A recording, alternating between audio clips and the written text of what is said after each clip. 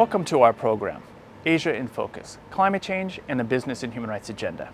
My name is Sean Lees, and I work for the United Nations Development Program in Asia Pacific. In partnership with the European Union, UNDP is hosting a series of webcasts exploring the connections between environment and human rights. Today we'll look at the challenge of climate change in Asia. What responsibility does industry and government have to mitigate the impact of climate change on human rights? Is radical policy action required or a graduated approach? Join us to find out. Asia is dangerously exposed to the impacts of climate change. With a large population and long and low-lying coastlines, the region is buttressed by extreme weather events and rising sea levels. Food security is also at risk due to lethal heat waves, extreme precipitation events, and drought. How do we counter climate change in Asia? Who, if anyone, should be held responsible? And what role do human rights protections play in ensuring action from government and industry? Today I'm joined by Sara Phillips, a researcher from Chulalongkorn University in Thailand, and Surya Deva, former member of the UN Working Group on Business and Human Rights and currently a professor at Macquarie Law School in Australia. Sara, let's start with you. Economies in Asia have been in a deep freeze during the COVID-19 period, and they're now just recovering. People, workers, they just want to get back to normal. Why should they now be concerned with climate change? Well, I think we need to start with the question, what does normal look like in the context of climate change, especially in a region like Southeast Asia, where climate change impacts are expected to be some of the world's most severe. And what do I mean when I say that, severe? We're talking about increased instances of drought, flooding, more extreme weather patterns, and all of that is going to translate into impacts like a rise in tropical diseases such as dengue fever, biodiversity losses, food shortages because crop yields will diminish, and rising sea levels means displaced peoples, and even clean water scarcity. And all of those impacts are also going to take a significant economic toll. So the Asian Development Bank estimates that in Southeast Asia, that we will see approximately an 11% GDP drop regionally. 11% drop in GDP. Due to climate change impacts, yes. And so, I mean, this is a very significant issue that people need to be concerned about. That's a large number. So imagine like a situation where you have lost your home because of flooding. You've had to migrate for work, and you're having trouble finding a job because economies are shrinking. And then you're dealing with all of that on top of, as I mentioned, food shortages, clean water scarcity. I mean, that's a really bleak outlook that I'm painting, but it's absolutely why we have to be concerned with climate change. And people need to know that no one is safe from climate change impacts. While it is true that the climate change is happening, it's having an impact in all the ways you've described, people have an impressive power to adapt. And in fact, you wrote a recent paper on the Mekong Delta in 2020 and claimed that the Mekong River Delta of Vietnam is one of the most vulnerable regions to climate change, that sea level rise, flooding, and saline intrusion all threaten to displace already vulnerable populations. And you go on to speak about the impact on livelihoods, but also on personal security, etc. But in that same paper, you talk about how rice farmers in the Mekong Delta region are making a shift to shrimp farming, and they seem to be getting on just fine. Is an adaptation, migration, or displacement a fact of human history? Isn't this something that we're actually managing? And the implication of that being, we do need to address climate change, but maybe we don't need radical action. Maybe we can take a longer view with regards to carbon emissions and other actions. Well, I think like getting along just fine is maybe subjective, and how well people are adapting is also a problematic way of looking at it, because adaptation itself is very resource intensive. It takes a lot of financial capital and a lot of time. And often it ends up being, especially in the context of climate change, more of a stopgap. And so the people who adaptation is meant to help the most, they end up still being vulnerable to climate change impacts. In the case of the Mekong Delta, there was only a certain amount of rice farmers who were actually able to make the shift over to shrimp farming. And it was those farmers with the resources and capacity to do so. But even out of that, a small percentage of farmers that were able to make that shift, like a lot of them still struggled with that hard decision and struggled also with being able to make those farms viable. And I think that kind of is a microcosm of a larger picture that we should be talking about, where climate change has different impacts for different countries. So say like a country like the Philippines, you're going to be seeing more severe and greater succession of these major severe weather events. And so a country like that is going to be having to put their resources into recovery and also disaster risk management, maybe to the detriment of other development objectives. Right, health and education, etc., Yeah, things like infrastructure that. development. But we conducted a survey, albeit an unscientific one, in Asia, asking Asians in various languages what their top environmental priorities were. And climate change actually came a distant second, maybe even a third, to air pollution. Air pollution is the first priority, then climate change, and water pollution, neck and neck with climate change. Is there a danger that all the focus on climate is displacing, if you will, these other, or deprioritizing these other environmental priorities at the local level? No, I don't think there's a danger, and I feel like we really need to shift the narrative on that, because environmental issues are intricately connected to climate change.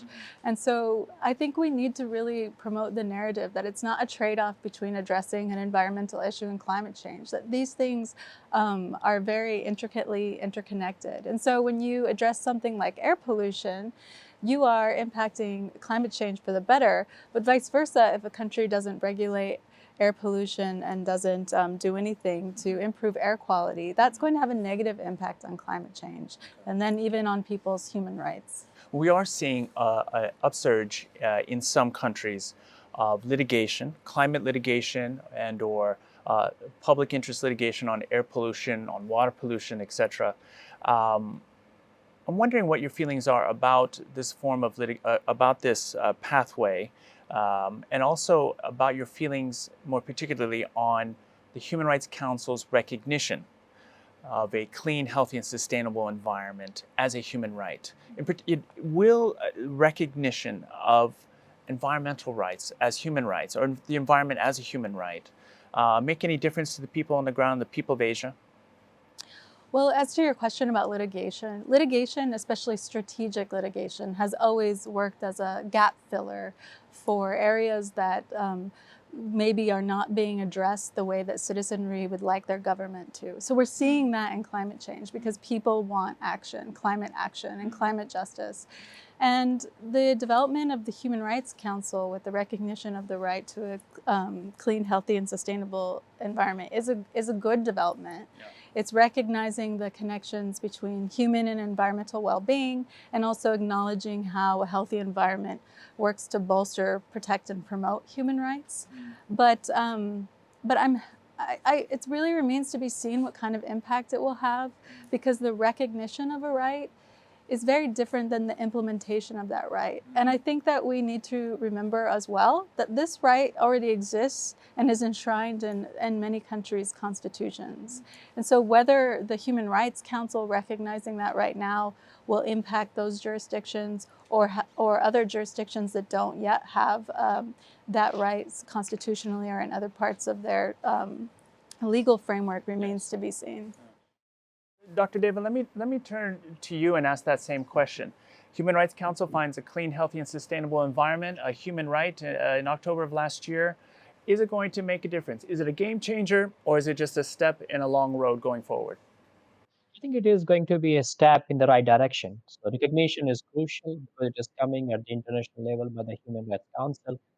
But of course, much more needs to be done and done collectively to make real change on the ground in years to come. What do you think is the thing that's going to make the biggest difference with regards to carbon emissions reductions and or efforts to mitigate climate change? I mean, we need action on the part of businesses. We need action on the part of the governments. For instance, the governments can provide a range of incentives and disincentives.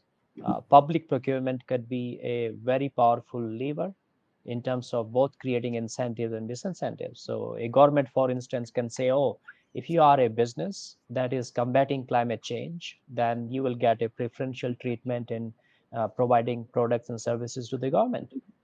Governments at the same time can also exclude certain companies which are polluting the environment, ignoring climate change from that contract.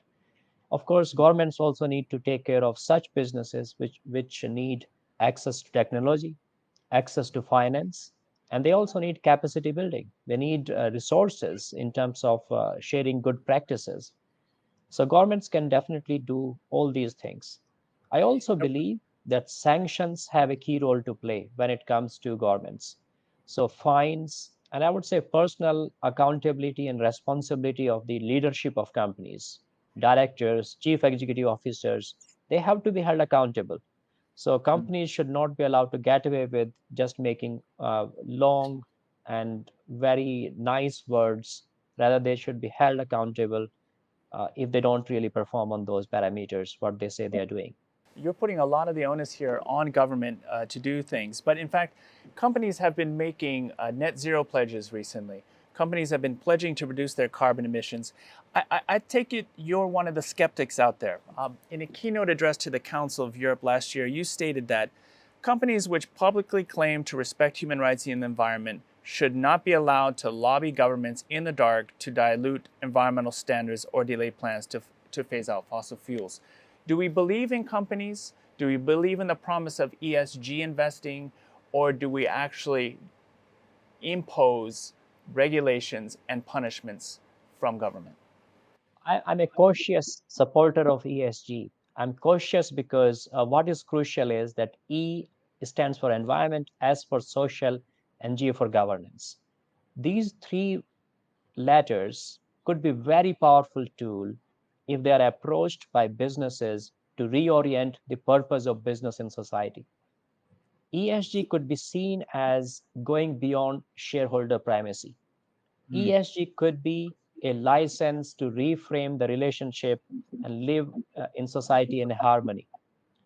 And if we see in this particular context, and the rights and rights holders are central to what companies report and who they consult, then ESG can definitely be a powerful tool. Otherwise, it could just end up becoming some kind of corporate social responsibility or greenwashing tool, and that will be counterproductive even for businesses. You are asking businesses, no, not just to be held accountable to their pledges and promises.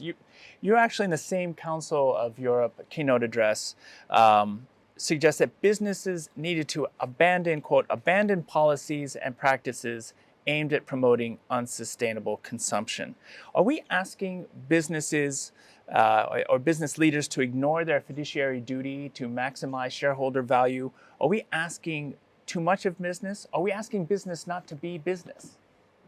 I think we want business to be a better business, a business which is a principled business. It respects people as well as the planet. For instance, businesses encourage consumers to buy more and buy more often. And that is unsustainable in my view. That is going to undermine climate change. It will uh, create unnecessary burden on the planetary boundaries. Let us say a customer wants to buy a pair of jeans, and this customer goes to the shop, and the shopkeeper might have a sale on and say, oh, why don't you buy two pair of jeans? If you buy a second pair, we give you a 50% discount. And this poor customer, even if he or she needs only one pair of jeans, may be tempted to buy two pairs. Let us take smartphones as an example. Why do people need to buy smartphones every other year? If a smartphone can last for 8 to 10 years, should businesses not be making that kind of a phone that we don't need to buy every time?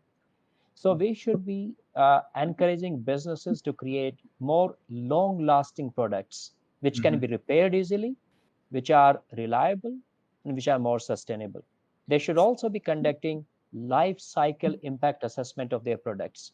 So if you are making, let us say, washing machines, the company should take the responsibility to take the washing machine back. The company should also ensure that those machines are stable and sustainable.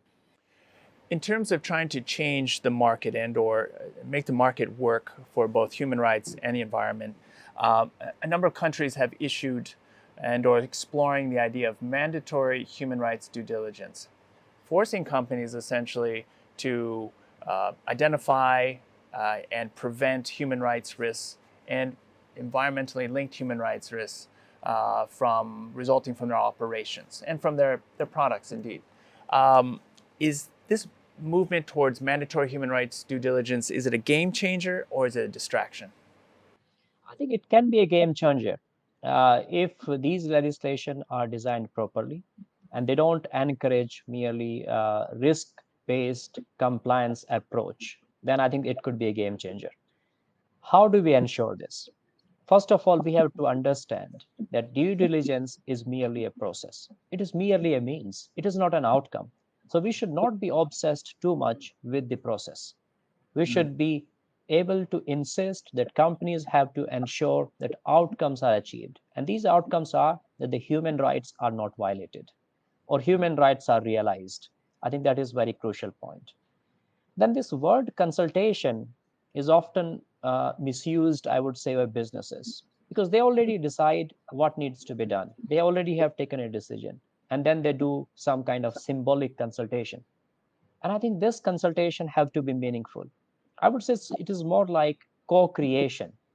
So they have to be consulted in a meaningful manner, and that collaboration must address power imbalances between the communities and the companies.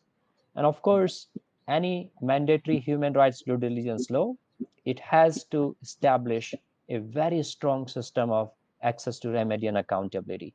Without accountability, this is not going to work. Thank you both for being here today and sharing your insights. My pleasure. Thank you for having me. Thank you for having me. Now let's turn our attention to Thailand. Despite the transition to a more industrial and service-oriented economy, Thailand remains an agricultural powerhouse. But with its long coastlines and susceptibility to extreme weather events, the country is vulnerable to small changes in climate. How can Thailand build resilience and mitigate long-term climate risks?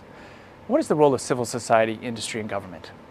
In this short documentary, we'll take a closer look at how smallholder farms are adapting in Thailand. Agriculture commands 10% of Thailand's GDP and employs 1/3 of the workforce. Despite the country's gradual shift towards manufacturing and services, family farming continues to be the main livelihood for the rural community, especially during the COVID pandemic, where the country saw a mass exodus of workers leaving cities to return to their hometowns. However, earning a living has always been hard for Thai farmers, but even more so in recent years, where extreme droughts and floods have further disrupted local economics and rural communities.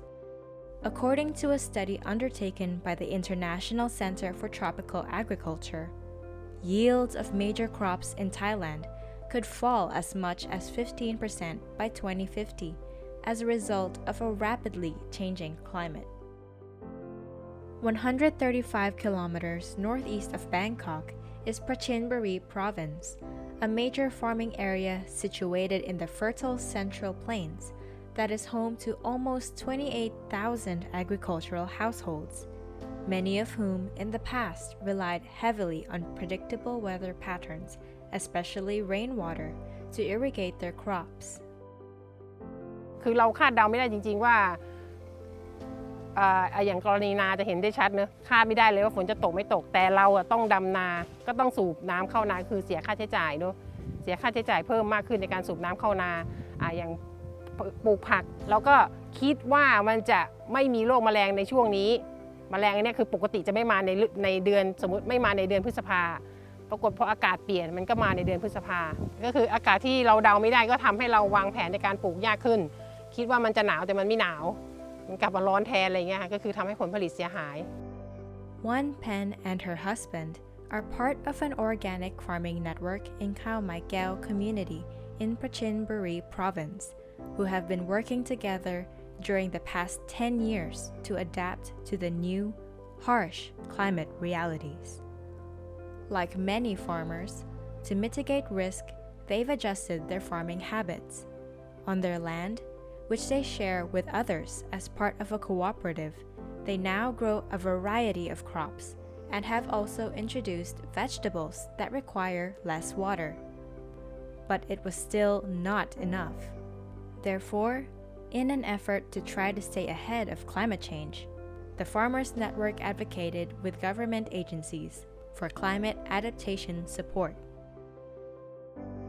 Their efforts resulted in funding to support the construction of greenhouses and a solar-powered drip irrigation system for the community. คืออย่างแต่ก่อนเนี่ยน้ำเราเขาเลยนะเห็นหลังปลาเนอะทำให้ปลาตายได้เพราะว่าน้ำมันน้อยลงปลาน้ำมันร้อนแล้วปลาตายพอเรารวมกลุ่มเสร็จปุ๊บเนี่ยก็จะมีหน่วยงานเข้ามาส่งเสริมกับเกษตรกรเพราะเรารวมกันหลายคนเป็นสมาชิกหลายคนกระทรวงทรัพย์มาขุดสระให้เราทำให้เรามีน้ำมากขึ้นแทนที่เราจะจำกัดการใช้น้ำแบบปลูกพืชแต่ก่อนเราปลูกพืชได้น้อยเพราะว่าเรามีน้ำน้อยทีนี้พอเรามีน้ำเยอะเราก็สามารถปลูกได้เต็มกำลังของเราเพราะว่าเรามีน้ำเพียงพอต่อการปลูกพืชสระเนี่ยก็คือใช้ด้านการเกษตรก็ประมาณถ้าที่เห็นก็คือ150แล้วก็ให้กับด้านการอุปโภคอีกในหมู่บ้านอีกประมาณ300หลังคาเรือนเฉพาะสระลูกนี้ค่ะปัญหาการเปลี่ยนแปลงสภาพภูมิอากาศอย่างเช่นเรื่องการบริหารจัดการน้ำเนี่ยมันก็เป็นผลที่ว่าถึงแม้ว่าเขาจะพยายามปรับเปลี่ยนให้สอดคล้องกับสภาพอากาศยังไงเนี่ยการที่จะสร้างหลักประกันให้มันมีน้ำอยู่ตลอดเวลาเนี่ยมันเป็นความจำเป็นอย่างยิ่งเพราะฉะนั้นการที่หน่วยงานภาครัฐได้ตัดสินใจในระบบงบประมาณเนี่ยเราสามารถที่จะดำเนินการแบบนี้ได้ใน 100% ในงบประมาณของรัฐที่มีอยู่เนี่ยก็มองเห็นแน่นอนว่าประโยชน์ที่จะเกิดขึ้นกับเกษตรกรใช่ไหมคะ But while adaptation efforts are paying off for the Khao-Mai-Keo community, increasingly large budgets will be required to address issues at scale. Climate change will impact many millions, if not billions, of people in the years to come. Businesses must examine their operations closely and act to mitigate carbon emissions. Where heavy emitters fail to do so, they might be held accountable for the negative impacts suffered by the Thai people, including Thailand's farmers and local consumers. Globally, people are becoming increasingly aware of climate change and its implications.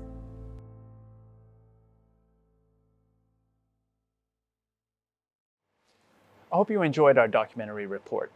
Let's now welcome Tharani Suravaranon, UNDP's Business and Human Rights Specialist in Thailand. Tharani, thank you for being here today. Thank you so much, Sean, for letting me be part of this conversation. What other signals is the government sending now as the first country in Asia to pass a national action plan on business and human rights? What other things is it doing to help industry in Thailand mitigate some of the environmental and human rights risks of their operations? Sure, Sean. As you know, that there is some movement around the human rights due diligence requirement at the global level. That's right. So here, the government is planning to introduce the mandatory human rights due diligence requirement to support the private sector in Thailand. Here, we are working with the government actively in terms of building capacity of the private sector on the human rights due diligence process. And here, we are studying about the possible options and interventions if the human rights due diligence is being introduced to Thailand in the futures. I understand they're also doing some studies on the protection of human rights defenders, some of which act as whistleblowers when there's been bad behavior by some businesses. Is that true? Yes, John. This is one of the key important study that we have been helping the Ministry of Justice conducted since 2020. So in this study, we aim to enhance better protections for the defenders and also addressing some specific issue like the use of the strategic litigations against public participation or SLAPs using by the private sector. Thank you very much for that update, Tharani. Thank you so much, Sean.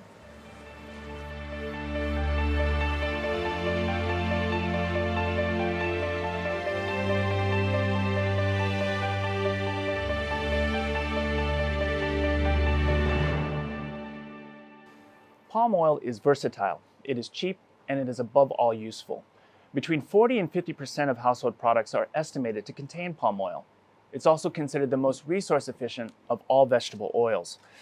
But the palm oil industry has been under heavy scrutiny for its role in deforestation and for its contribution to climate change. To help us unpack the issues, I'm joined today by Joseph de Cruz, the CEO of the Roundtable for Sustainable Palm Oil based in Kuala Lumpur. JD, welcome to our program. Pleasure to be here, Sean. Thank you. A few years back, the World Wildlife Fund noted that, or reported that, 300 football fields of rainforest were being cleared every hour to make way for palm oil plantations. What's being done today to arrest that rate of deforestation by the palm oil industry? You're right, Sean. A number of years past, there was a tremendous amount of deforestation linked to the expansion of palm oil, particularly in Southeast Asia. That rate has gone down tremendously thanks to the efforts of not just organizations like the RSPO, but governments and the industry overall. Our colleagues at Chain Reaction Research, who tracked this data, reported that last year, the figure for deforestation associated with palm oil in Malaysia, Indonesia, and Papua New Guinea was down to just under 4 football fields an hour. Now, that's still not perfect. We need to bring that rate down to 0. But it's also important to recognize 2 things. Firstly, a large part of that was very small-scale deforestation by local communities and individual villages clearing land to plant palm oil for their own use. And secondly, of the 50% or so that is associated with companies, these are companies that are clearly not part of the sustainability family, not part of the RSPO. The RSPO committed in 2018 to not certify any palm oil that's produced on deforested land or on land that's planted with peat. And that commitment is now translated into the standards by which our members are audited and certified. But some of your members, in fact, don't own any palm oil plantations. They buy through middlemen. And so transparency can be a problem. What's being done to ensure that those companies are also engaged in sustainability practices? We certify across the entire supply chain. So certification starts for our members from the plantation level through the mill and through the supply chain. Now, there are parts of this supply chain which are uncertified. And that is indeed a challenge. But for the companies that are part of the RSPO, even when they buy and trade products that are not from certified plantations, they're obliged to ensure that these products are deforestation free. Isn't really the crux of the problem that palm oil is being cultivated in developing contexts where there are not a lot of options for breaking out of a low-income trap or middle-income trap? Isn't that a part of the problem, that we have too many smallholder farmers trying to make a living here, and there's really no way of getting around them burning forests, developing palm oil, etc.? Well, I think, Sean, the key point there to understand is the cultivation of palm oil, when it is done sustainably, according to the kind of standards that our members adhere to, is one of the most powerful opportunities for people in rural areas to actually earn incomes and live decent lives. We have thousands of smallholders who are members of RSPO, who adhere to our standards and produce oil that is certified as sustainable according to our standards. As of now, we have over 162,000 smallholders around the world, in Indonesia, in Malaysia, in parts of Africa and Latin America, who adhere to our standards and produce oil that is certified as sustainable. So it's possible for palm oil to be a tremendous engine for growth in rural economies in a way that's sustainable. And we are seeing tremendous efforts by many of these smallholders to adhere to these standards. Now, the challenge we face is to tell that story, to get informed consumers in developing markets to understand that if you buy oil that is certified as sustainable, if you buy the oil that's produced by these farmers in these poor rural areas, you are not only contributing to our climate and sustainability goals by buying the oil that is the most sustainable we have in the world right now, but you're also allowing people in these countries to earn decent incomes, to educate their children, to provide access to education, to medical care, etc., in places where there are few other alternatives that are as viable. Palm oil prices right now are going through the roof because of the crisis in Ukraine. Doesn't that mean actually that the price pressures provides more opportunities for palm oil producers who are not interested in sustainability, finding another market for their goods. How will you double the membership of our RSPO? How can we ensure sustainable palm oil without creating two tiers, a cheap palm oil and an expensive one? Regrettably, the reality in the industry right now is that there are two tiers. There is oil that's produced in a certified sustainable way, and RSPO is the premier brand that tells you this is the case. And there's a large amount of oil that's produced by producers that don't adhere to sustainability standards, and which is still immensely unsustainable and destructive. So when you look at the vegetable oil global supply chain, in some respects, you see palm oil at the two extremes. The best solution when it's done right, and one of the worst when it's done wrong. Now, you're right. The high prices in the global market right now don't incentivize producers to move from being unsustainable to sustainable. But it does provide the opportunity for those who want to. And this is a message we've been sending to the industry overall. Because of the high prices right now and the financial benefits that provides, there's an opportunity for those players who are not yet part of the sustainability family who want to join to invest in the upfront cost to go through the system, get certification, improve their management standards, improve their sustainability standards, which is to their benefit in the long run.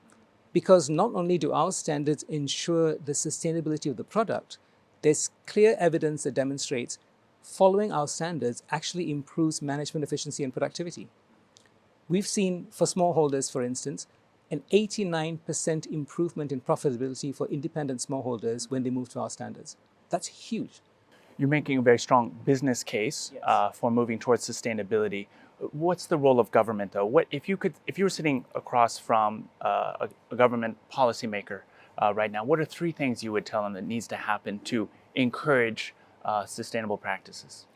Number one, and this is something that governments in Indonesia, Malaysia, and elsewhere are already doing, governments need to set the minimum standards for what's acceptable, meaning national policies around no deforestation, which these countries already have, national policies around labor rights, around decent treatment of indigenous communities. So those baseline standards should be the minimum sustainability standards all our countries adhere to. And in places like Malaysia, Indonesia, Thailand, government policies and government standards already require that. So the industry overall is being mandated to achieve minimum levels of sustainability. The role of the RSPO is to come in for those parts of the industry that want to be able to demonstrate and certify higher standards, particularly for those that want to be able to demonstrate that standard across the entire supply chain down to the end consumer. We're a global standard organization. We work with supply chains all the way through to end consumer countries in the developed parts of the world and elsewhere. So we provide that additionality. Government provides the baseline. The second thing I would say, and I'll only give you two, is I think governments in these regions need to be more assertive and articulate in telling the story of the progress that's been made. A lot has changed in this industry and in this sector over the last few years, and I think we need to get better at going out there and telling that story positively. How many years are we away from putting this issue of palm oil and deforestation and transboundary haze to bed? How far away are we from the solution? We are as far away as the commitment of the people involved. If consumers around the world, including in developed countries and developing countries, demand that the oil they consume is produced sustainably, if governments step up, as many have, to ensure that compliance with laws and regulations is enforced, and if the industry recognizes that it is possible to produce oil sustainably, as the RSPO membership have shown, then this is a transition that could take just a few years. But it requires that collective will and that collective momentum for that change to happen. Well, JD, some of the takeaways from this conversation for me has been, first, there has been an arrest of the rate of deforestation, and partly because of the interest from consumers and bodies like RSPO to encourage sustainability. But you've also admitted that you face some headwinds, the market being one of them, there being two tiers of palm oil being produced in the world today. You've also outlined how, indeed, while industry organizations and membership-based organizations like yourself have a role, governments also need to step up their game. JD, I want to thank you very much for being on our program today. It's a pleasure. Thank you very much, Sean. And that's been Asia in Focus, Climate Change and the Business and Human Rights Agenda. Many thanks to our guests for their participation. Please see our upcoming report on climate change on our website. Thank you for watching. Goodbye.